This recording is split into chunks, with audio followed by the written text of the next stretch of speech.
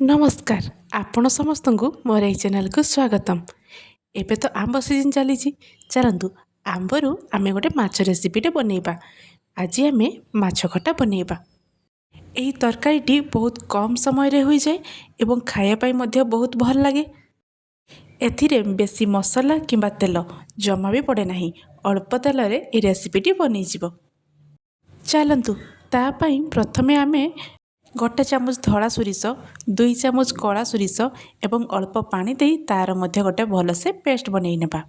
तापर से सोरिषर पेस्ट को आमे भल भाव में छाणी नेबा, कहीं से जो चुपा अच्छी सेटा बाहर हो चुपा रहिले तरकारी खायापाई भल लगे नहीं।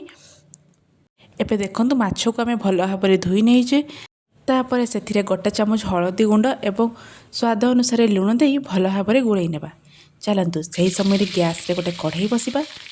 कढ़ई की भल भाव में गरम होगापाई छाड़ीदेवा। कढ़ई भल भाव में गरम है से सोरिष तेल देवा। तेल मध्य भल भाव में गरम है आमे हलदी एवं लुण गोलई माछ को से पकेबा एवं ब्राउन कलर है पर्यंत भाजी नेबा। देखंतु मझिरे मझिरे एमिदी माछ को ओलटाई देबा। एबे आमर माछ ब्राउन कलर हो गलानी, ताको गोटे प्लेट को बाहर करि आनिबा। यही सेम प्रोसेस रे पुणी थरे माछ गुड़ी को से तेल रे पकेबा एवं मझिरे मझिरे माछ गुड़ी को ओलटाई देबा। 2 साइड ब्राउन कलर हैला परे ताको गोटे प्लेट को बाहर करि आनिबा। एबे चलतु अल्प किछि पानी को एमिति फुटिया पाई छाड़ी देबा।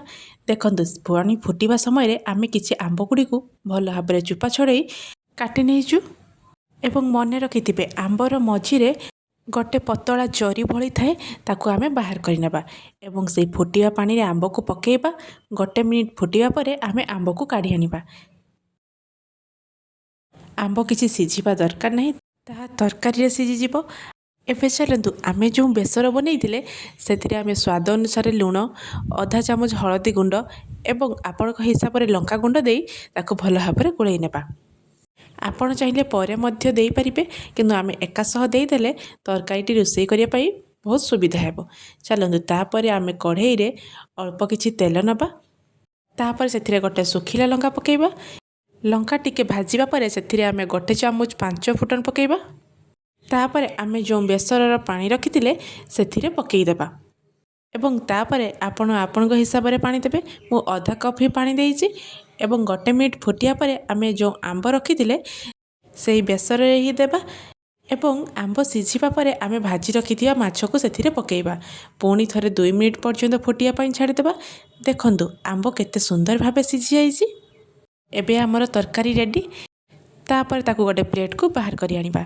जदि आजिर मोर ए भिडियो आपण मानकु भल लागि थाए तेबे मो चैनल को लाइक शेयर सब्सक्राइब करने को जमा भी भूलिबेनी एवं कमेंट रे जणाइबे आजिर मोर ए रेसिपी आपण मानकु केमिति लागिला।